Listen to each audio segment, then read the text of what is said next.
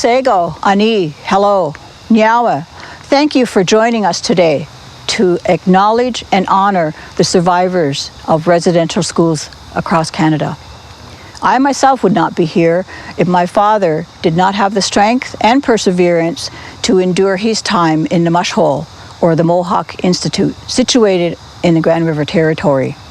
We want to emotionally, physically, and spiritually welcome our survivors home, coming home, as a symbol of the loved ones, survivors in our families. We recognize that we all know someone that walked through those doors of the 150 plus residential schools in this country. We can help each other on that journey of healing. We need to be able to face it head on so that we can come through the other side being a stronger human being, a stronger family, and a stronger community. We need to be able to utilize our medicines and our ceremonies and that basic love amongst us. Let's put our minds together in love and friendship as we welcome one of our elders, our knowledge keepers, a symbol of the knowledge keepers in all of our territories. To the youth that walk beside them, trusting and paving our way for tomorrow. Bringing our history forward and carrying the awareness so our journey ahead is smoother, positive, and filled with love amongst all of us. Because our children matter. Our children matter. Our children matter. Our children matter. Our children matter. Our children matter. Our children matter. My name's Sergeant, Indian name Sacred Voice, and our children matter.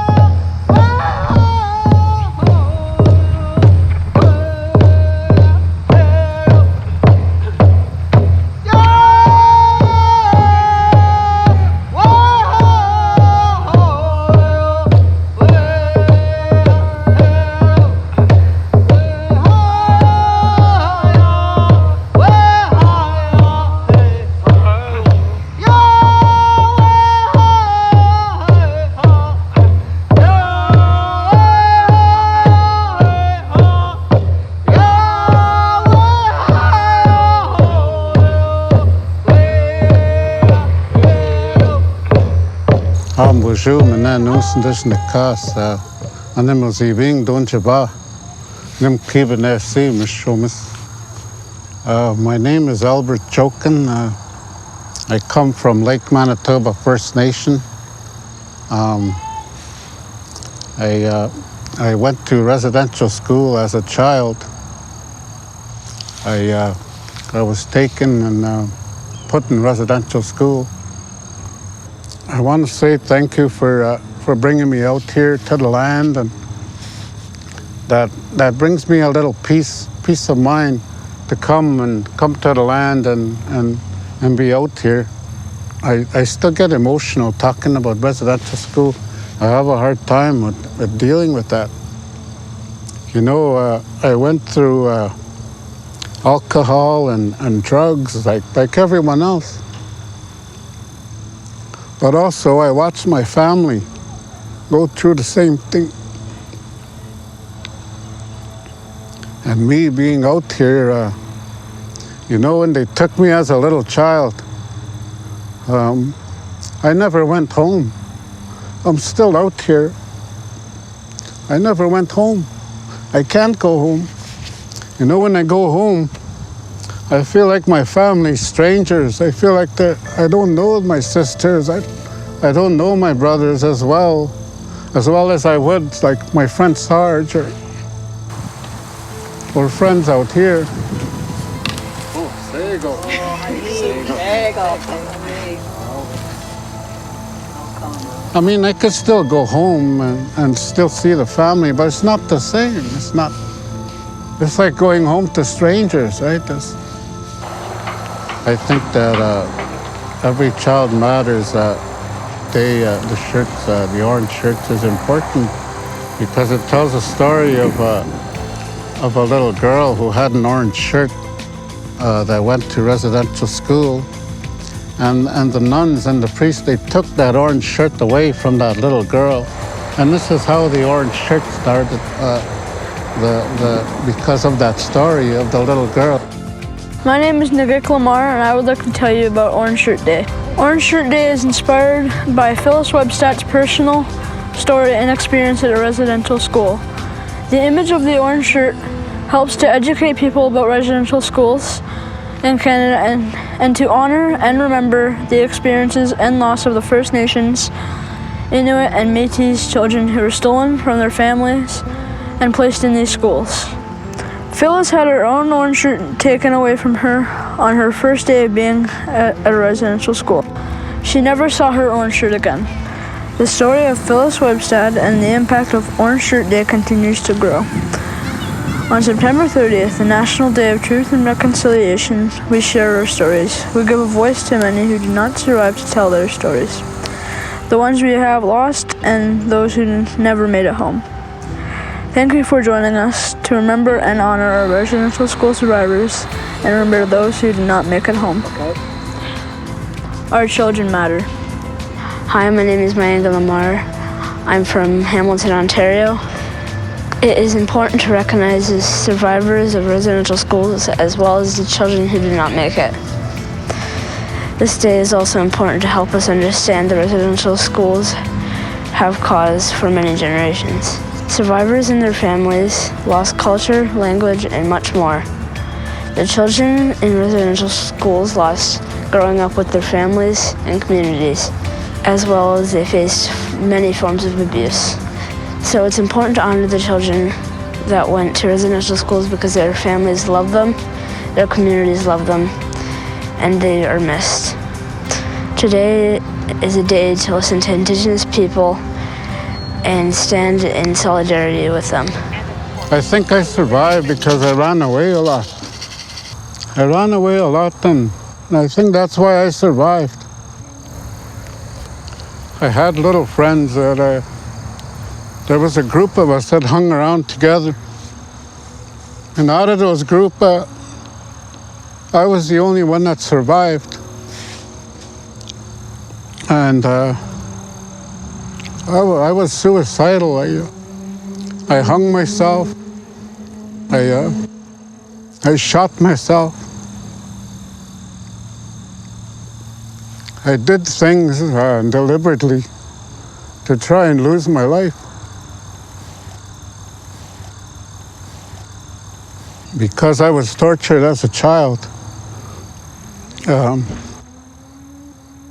live with a little bit of mental illness now. My name's Sarge, Indian name Sacred Voice. I'm from Six Nations, Cayuga, and I just want to share a story about my experience in Catholic school.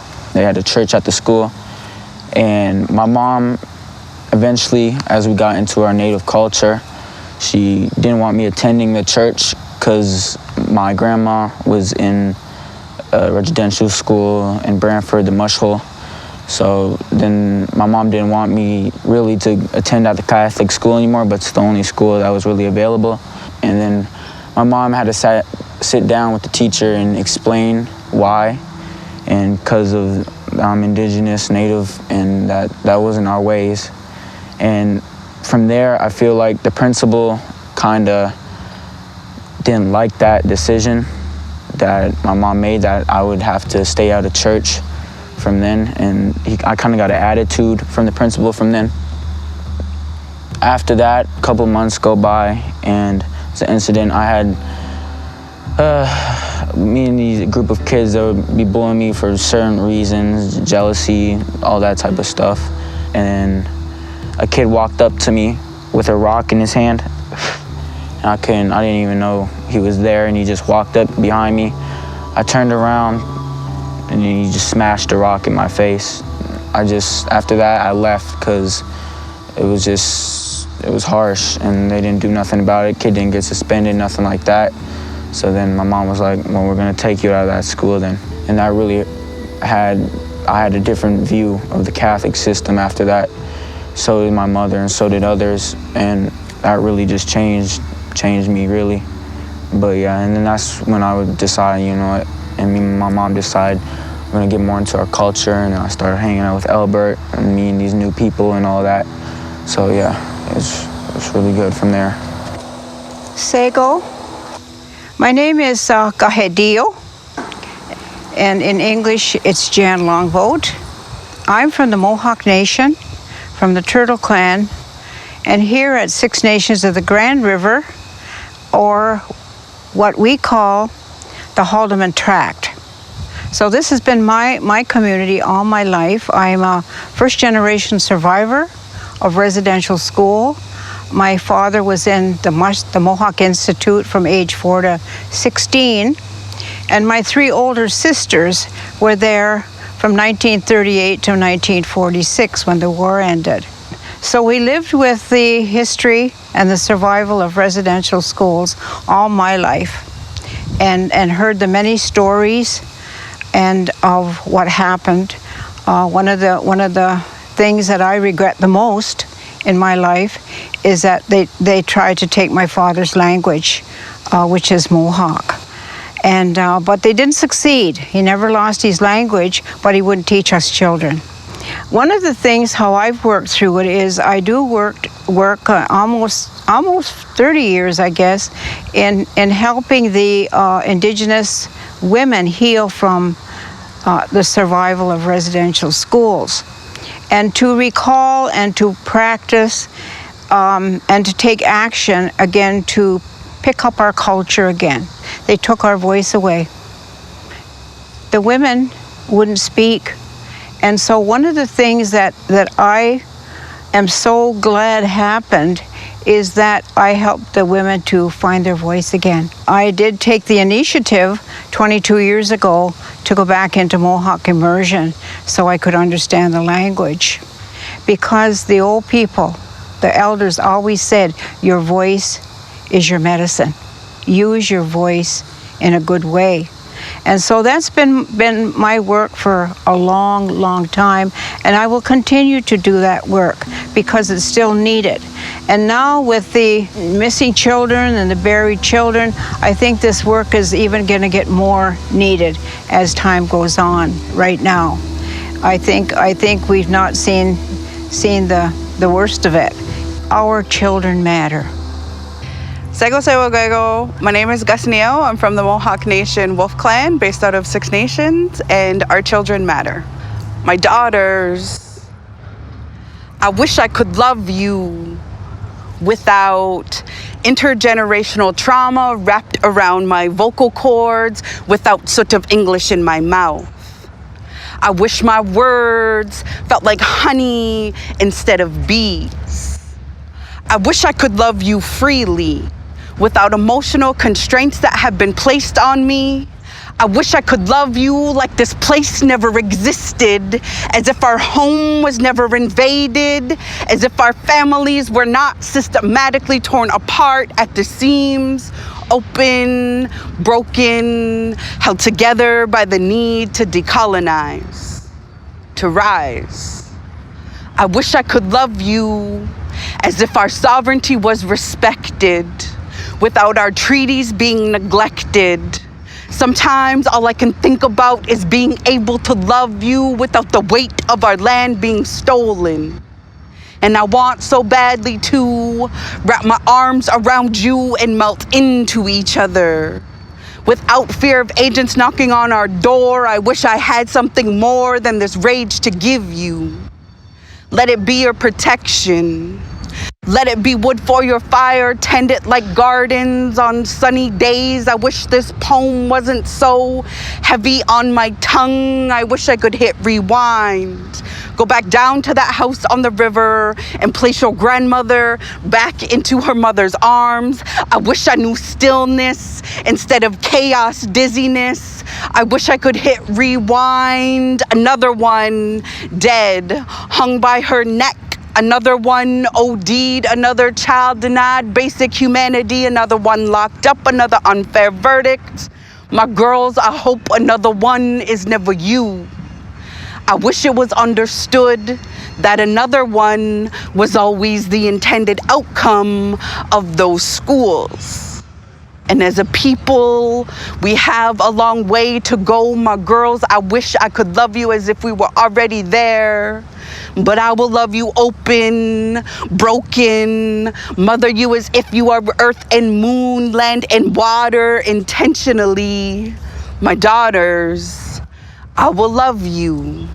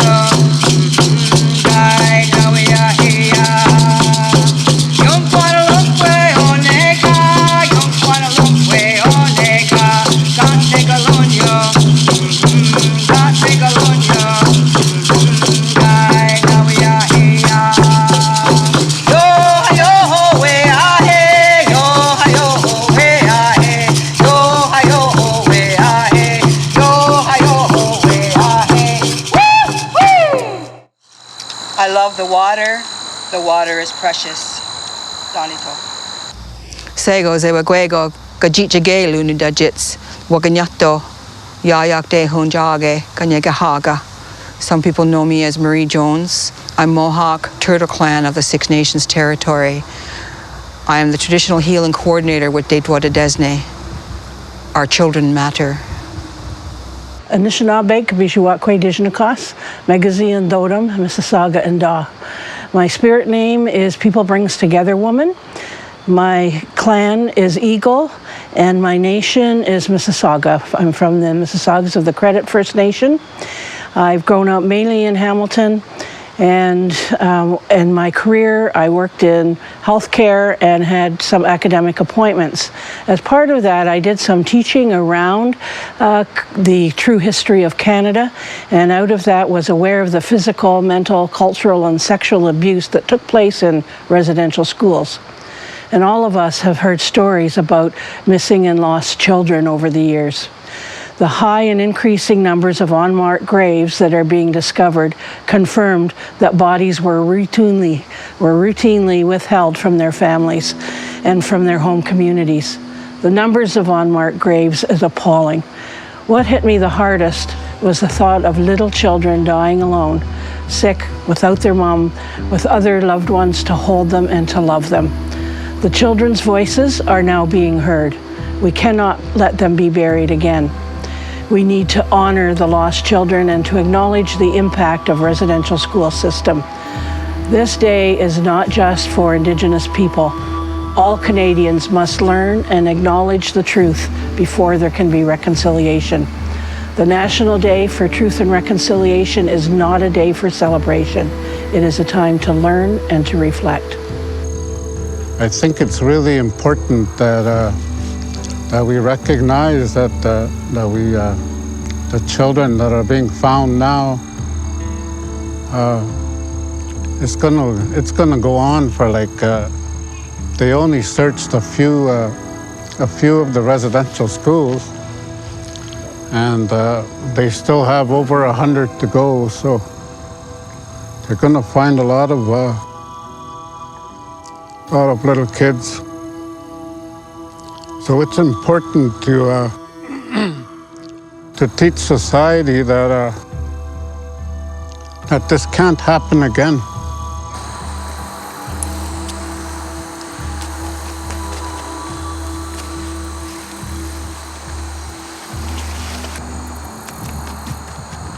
Hello, my name is Mark LaForme. I'm from the Mississaugas of the New Credit Reserve, and I'm honored to be here today to talk about truth and reconciliation. Let's talk about truth first. Truth is not an opinion. Truth is not a belief system that is from facts from the internet. The truth is just what it is, what really happened. I have a book here. It's called Speaking My Truth from the Survivors of Residential Schools. And I believe what they're saying because they were there. They may not known why they were there, but they were there and they seen what happened. And other people know what happened too. We need the truth to come out. Sometimes the truth is hidden. Governments, we hide the facts because they don't want the embarrassment of it, but that's way past that now. We need the records out there. The church needs to give the records out there. We need the truth, because without truth, there's no reconciliation. My name is Mark LaForme. I thank you so very much. It's about time they discovered, and it's about time the truth came out. You see, for a long time, it was swept underneath the rug, right? And there was a lot of talk about it, but it's the first time the truth came out. We need to bring our children home from these group homes, these youth centers, and CFS has to stop taking the kids. Ani, Bojo, Sego, greetings. My name is Duke Redbird. I'm an elder of the Saugeen First Nation. I'm a poet, and I have a statement to make today. Our children matter. I wrote a poem called Stolen Children, Stolen Souls. I'd like to share it with you now. Often when I walk alone among the forests near my home, I hear a faint whisper in the trees possessed with an insistent urgency. We are, the voices say, the slaughtered innocent of residential schools. Their wickedness was our apocalypse. The four horsemen of our demise, they came like a whirlwind of destruction, pale riders with evil in their eyes. We are the disappeared, the voices say, the missing witness who saw the face of their real intent behind their arrogant benevolence. We lived in terror and we died in fear of neglect, abuse, and suicide. And now we lie beside the institutions where we died. Our souls and spirits and bodies left unclaimed. No cross or marker bears our name. The government delivered, and the churches devised a perfect solution, a flawless disguise. Educate the stolen children, even to their death. Kill the Indian and the child without regret. Heathens need no place to rest. As buffalo bones were left to bleach beneath the prairie sun and sky, so too the souls of children stolen from their homes were left to perish without an honor song, without an honor dance to say goodbye. This was the first real genocide. And now the institutions of church and state, whose promise was to educate, apologize for their mistakes and distance themselves from that embrace that produced such venom and disgrace. These children, innocent victims like lambs led to the slaughter, the schools and government slew our sons and daughters. I seek a monument to these slain ones, a cenotaph where I may lay a wreath, someplace to kneel in wisdom and in grief, to honor the memory of those that died, we, the generation that survived.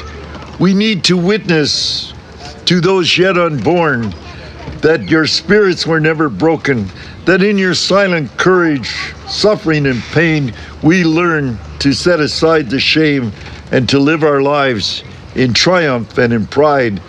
And now with chant and drum, we promise and solemnly proclaim, when we assemble at powwows, work or play, we dedicate a moment as we pray to smudge with cedar, sweetgrass, smoke, and sage to the memory of those dear lost children who lie in unmarked graves.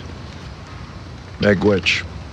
Hey, what's up, y'all? I'm David Strickland, hip-hop producer and Mi'kmaq artist.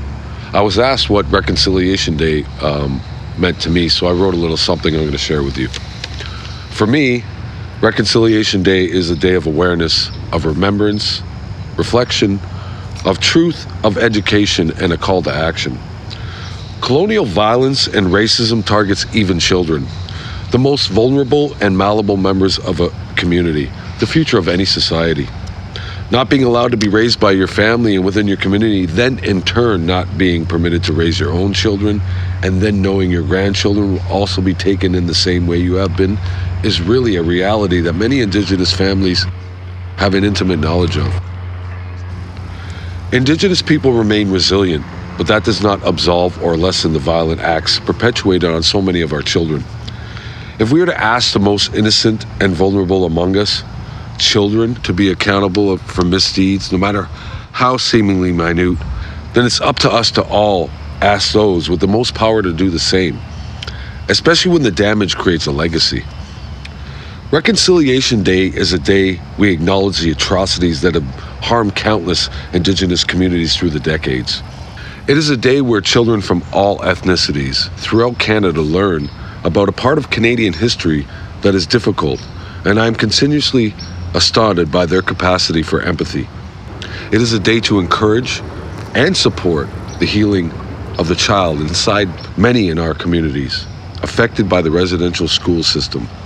It is also a day to remember the children who never return, physically, emotionally, and spiritually. So I call on you, Canada, to heal with us and to move forward in a positive light. Miigwech, Willalan, thank you.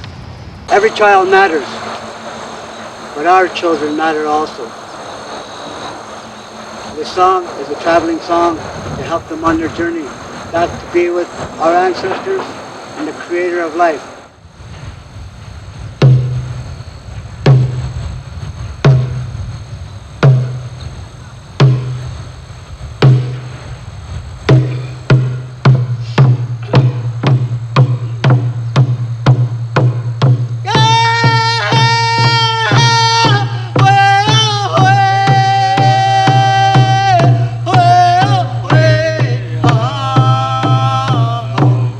Well,